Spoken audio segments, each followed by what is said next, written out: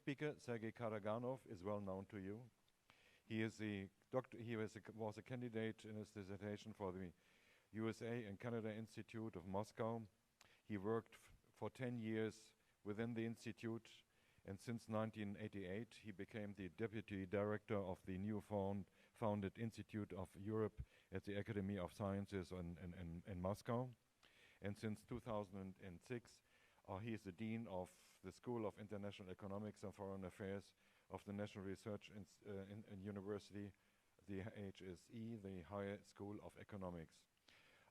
Sergey Karaganov I met first in London, I think it was in 89 or 90, when we have had a conference mainly along the same lines as we are discussing today. Sergey was named in the middle of the 90s as one of the most foreign policy experts of Russia. He was mentioned among the leading ranks of 100 public intellectuals according to this survey, and he is known to us by many meetings he attended in Germany and in Europe, by publications which have been translated into many languages. And of course, he was one of the brains behind the Waldai Club initiative, which brings together experts all over the world in Russia on talking about issues as well, which we are talking about at the moment. Please, Sergey, you have the floor. Thank you, Peter. It is a delight to be here. I must say that, Peter, you are by luck, by wit, you have created a very interesting opening panel, because we do not disagree. But we really look at the same subject from different angles, and I was asked to do that from a Russian angle. I mean, Richard did it more from a European traditionalist angle, and of course John Mearsheimer from an American, but we are all hardcore realists. I'm even more realistic, if that possible, than John. I mean, I'm hard-hitting realist. And I have a vantage point. Both of my speakers represent unhappy entities geopolitically. United States and Europe. I am representing a happy entity, Russia. Russia, for the first time since 1814, feels itself good and is willing to play an active role, maybe not that crucial as in 1815 in Vienna, but nevertheless an active role in building up their future order. Of course, I mean, John Mearsheimer gave us, I mean, the very excellent description of what we have lost. But the bipolar world was, from a Russian point of view, a very unpleasant one. It was a tripolar in Russian, because we had to confront not only economically powerful West, but also China. And Russia was in an extremely bad geopolitical position through most of 30 years of Soviet Union, of its history. Unipolar world was, of course, was a second part, and it was called International Liberal Order. And here it's only one point where I would disagree with John Mearsheimer. It was international, yes, but it was not liberal and it was not order. For several reasons. One, liberalism is not imposing something on somebody, it's freedom of choice. And it was imposing, and the West tried to impose its ideology, its way of running economy, geopolitical might on all others. Inevitably it failed, but others didn't like it. So, and they like what is happening now. And it was, so it wasn't a liberal, it was a liberal. It was a liberal in another sense, economic, but then I will touch that point too. And it was not order. It was complete disorder. It was bandits' paradise. Listen, I mean, from a Russian point of view, we are friends now, and Hans-Dieter Henscher and is dead, and we adored him, and Helmut Kohl have passed away a few days. He was a great man, and I really cherish my acquaintance with him. But 2001, Germany recognizing two breakaway states of Yugoslavia starting, and then pushing United European Union into recognizing these states against, and then the United States, against all thinkable international laws. It started, by the way, the Civil War. 86, first bombing of Yugoslavia, and then 99. I mean, that was an episode worth of a Nuremberg. Then, of course, Iraq. I mean, unbelievable, totally concocted story, and then invasion of a sovereign country, devastating. A country which is not very good, but nevertheless, I mean, killing in the end close to 1 million persons, and that calamity is not in our vision. Libya is a separate example, but even in between, there were a few attempts of regime changes, which almost inevitably and everywhere brought disaster to the countries involved. The last was, of course, Ukraine, which is still suffering from what has been offered and imposed on it. So it was disorder. And then, of course, it was, but on one point it was liberal. That is uneconomic. But we see that during the last several years, we are witnessing that those who created this liberal economic order are starting to undermine it. Just polarization of economic relations, usage of interdependence in one own's interests,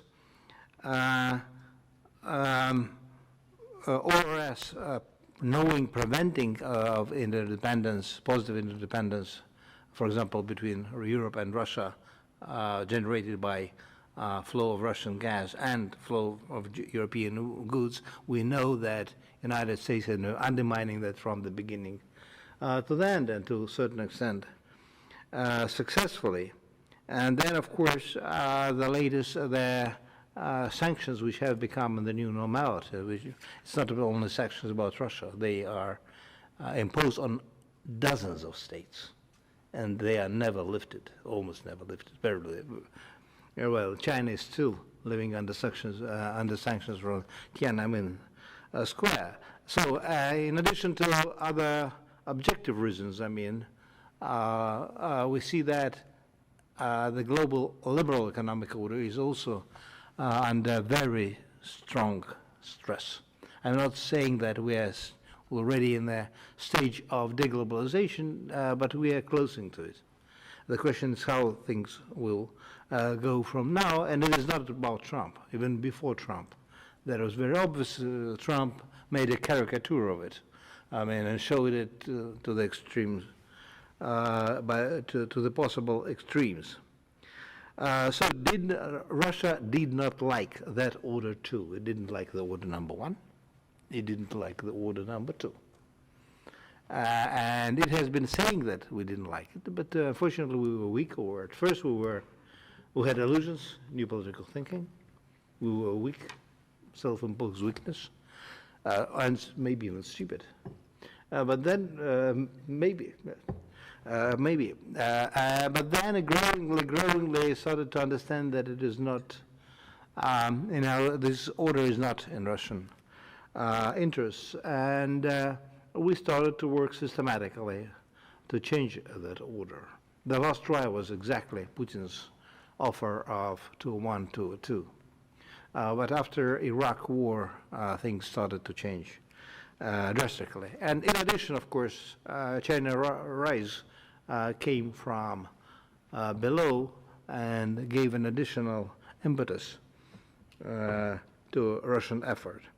By 2008, and especially in 2008, many, I would say many, Russians came to a conclusion that this order should be dismantled, and it would lead to big war, because mostly of the expansion of the Western alliances, which were greedy, thoughtless, and would have led to a big war in Europe automatically.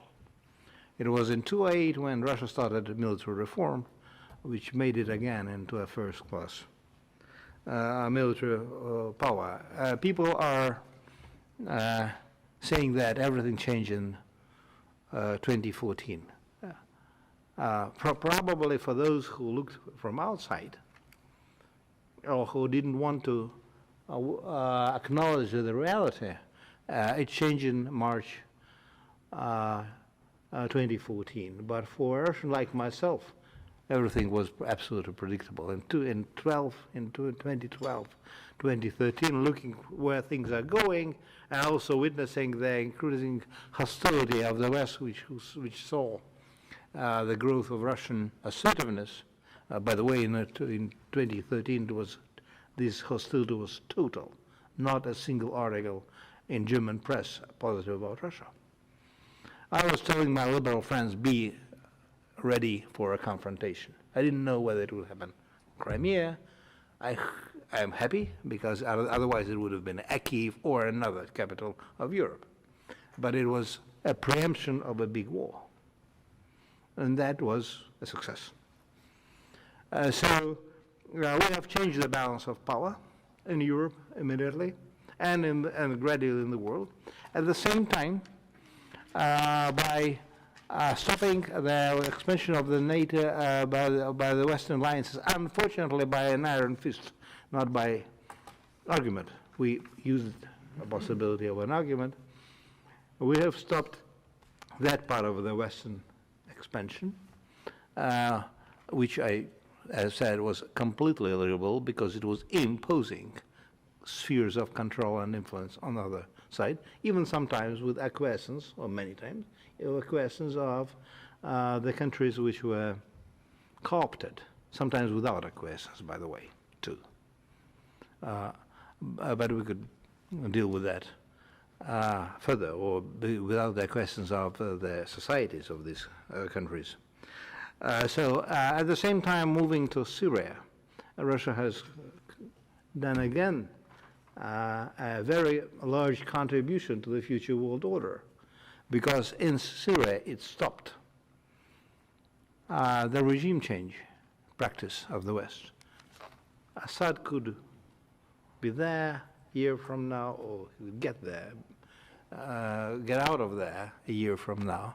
But the practice of regime change and humanitarian interventions used for geopolitical reasons is over. That has happened.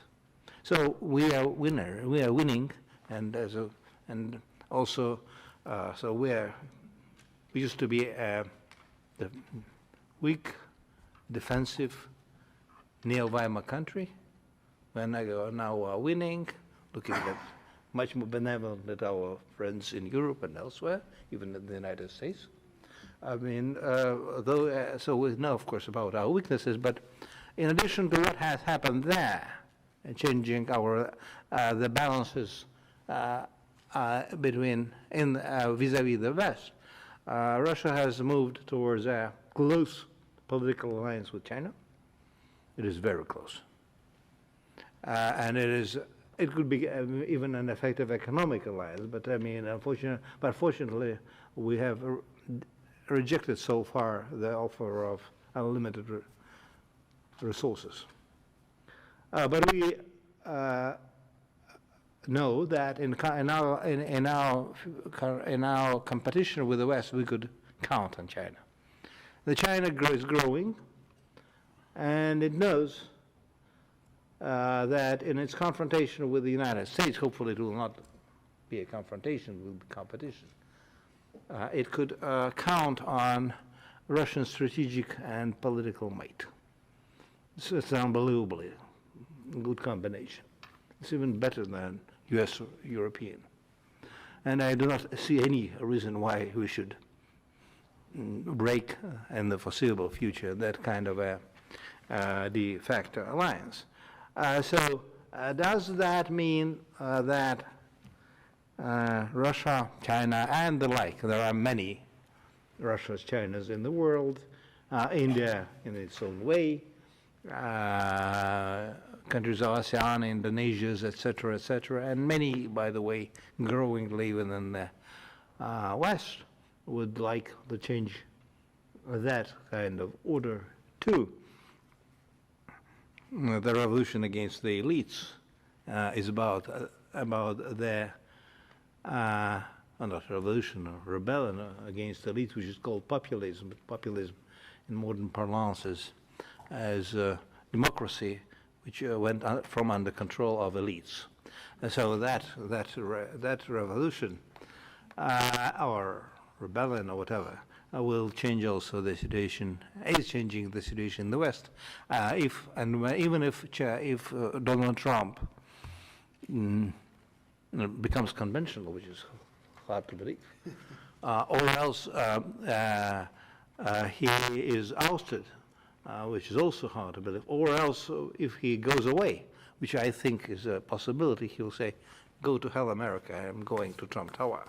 And anyway, I mean, the change has happened. Really? Yes, the change has happened, and it will be happening. So where from now? And as I've said, most of the changes, in spite of insecurity, instability, and unpredictability of the situation, from a point of view, and even from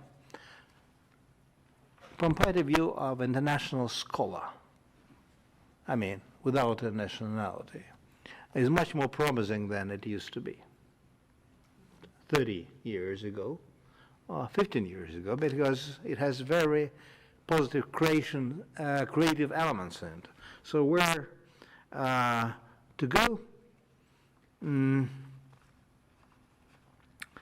I think that probably, I haven't mentioned one thing, which is also, of course, very important, that this change of the balance of power was not imposed by Russia or China. It was a result of objective forces within the societies of the West, and of course the result of our extension of the European Union, and which resulted in this present crisis. You know that more better than I do, or inability to act, and of course by terrible mistakes done by the United States. It was self-imposed. I mean, going to Afghanistan with the land forces unexplainable, going to Iraq and losing politically war. Then having several other setbacks, and then finally objective situation with the 2008-2009 economic crisis, which gave a powerful blow to the moral authority of the old West. There are still elements of the old order, and many of them should be preserved. I hope that the European Union, and we'll discuss that later, will return to a little bit to the base ends of life. There are very visible possibilities, and whether, of course, European elites are able to do that, I do not know. We'll see in our discussion. NATO is weakened, but it is still a structural force, and I think that basically, even when we overcome this attempt to return to the bipolar confrontation, which is behind NATO policies now, and some NATO policies now, and behind the Ukraine crisis, we could, through military dialogue for a while, we could find some kind of a positive role for NATO too, because in a situation of growing instability within Europe, which is possible, you'd better have NATO there. Not because of Russia NATO, because the whole idea of Russia threatening NATO or NATO threatening Russia is an idiocy. But because, I mean, it's a structural element which keeps many demons under the table. And the UN is still there.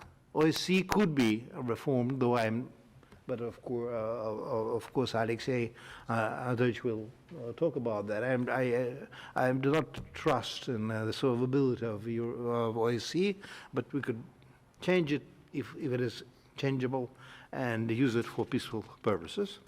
Eventually, UN is still there. I mean, and I hope we shall discuss that later, but UN is, in spite of all its weaknesses, have proven itself to be the only viable international organization, in spite of all things for which it is criticized.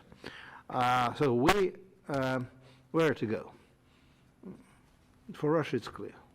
We have not only withstood the confrontation and won, we have turned east, both economically, this last year, and of course, finding a much better balance of our economic relations. Last year, economic trade with of countries of Eurasian Economic Union with Asia was larger than with Europe, and it gives us much more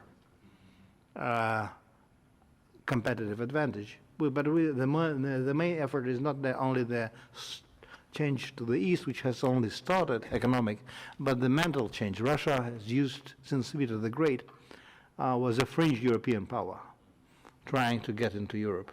I mean, and Richard and others, and described the last attempt of Gorbachev. And now Russia is Eurasian. Some of us believe that we are real Europe, but geostrategically and geoideologically we are Eurasian, and Eurasian geostrategic and geoeconomic position is much more viable than a country, than a fringe country in Europe. Well, of course, the problems in Europe have contributed to that, too. Confrontation to that contribute to that too, but the main change has been within Russia and within our understanding of the elite, where the world is going. So our great project, which we will be pushing together with China, hopefully together with Europe, is Greater Eurasia, based on absolutely different, instead of unfortunately defunct Helsinki-Paris system, which should be built, a community of nations which should be built on freedom of choice, liberalism, multiplicity of cultures and political system instead of uniformity, which has been offered, unquestionable respect for sovereignty of nation states, respect for all nations' ways to develop their own identity and their own economic and political systems, and hopefully on more connectivity and economic cooperation. I think that basically that project which we are pushing towards with China and growingly with ASEAN, and hopefully in years together with the countries of Europe, or maybe with the European Union, is the project for at least Eurasia. The second, and of course for Europe, for larger Europe, because the old project for larger Europe has failed, and I don't think it could be restored, though of course I'm nostalgic. It could have been a nice place, and it could have been a nice system, but it didn't happen. And I don't want to put blames on some. We are also to be blamed for, as I've said, for our stupidity, including in our relations with Ukraine. But then there is, of course, the question of the greater global system, because there are instabilities, unpredictabilities, growing rivalry, including between United States and China, which is inevitable one way or another. Some unsolvable global problems which are building up while institutions are lagging behind or collapsing. Calls for some kind of a joint new project. At this juncture, I would agree with the likes of my intellectual teachers and great acquaintances, Henry Kissinger and late Zbigniew Brzezinski, who have been talking about the new concert of nations. It should be, of course, at the beginning, China, Russia, and the United States. China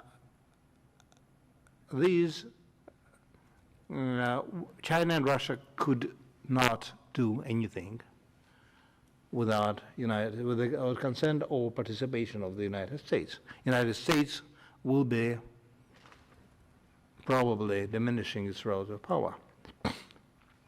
The global problems will build up. So if we sooner or later, maybe hopefully sooner, will start at first trilateral conversations on international strategic stability, which includes strategic, conventional, cyber weaponry, and of course regional problems, we could gradually start to build something, a nucleus of a new order, maybe later joined by other sovereign and powerful nations. But of course, and they are clear, they are already there, Japan, India. The problem now, the only problem is that, and I don't have this, the solution for that problem is where Europe lies. Because Europe is, has a lot of moral authority, has a great economic power, but because of the structure of European Union, which diminishes or even kills the influence and power of nation states while not supplanting it by anything plausible, could not play an active role. And the European Union would not be the third or the fourth in a triangle or whatever configuration if it happens. I think things are going in that direction, and we should help. By the way, of course, these three nations like China, Russia, and the United States, with all the imbalances and growing imbalances, will be distrustful of each other. But there is one good thing which could help to cure these imbalances: nuclear weapons. If this relationship is built also on mutual and understandable and strengthened mutual deterrence, that could provide for a much more viable entity than otherwise. I must say that that's why I still believe that I'm of course in love with with the Vienna concert. At everything, I've participated in the remake of the Vienna concert of nations. But I think that future world will be moving in that direction, or else. Thank you.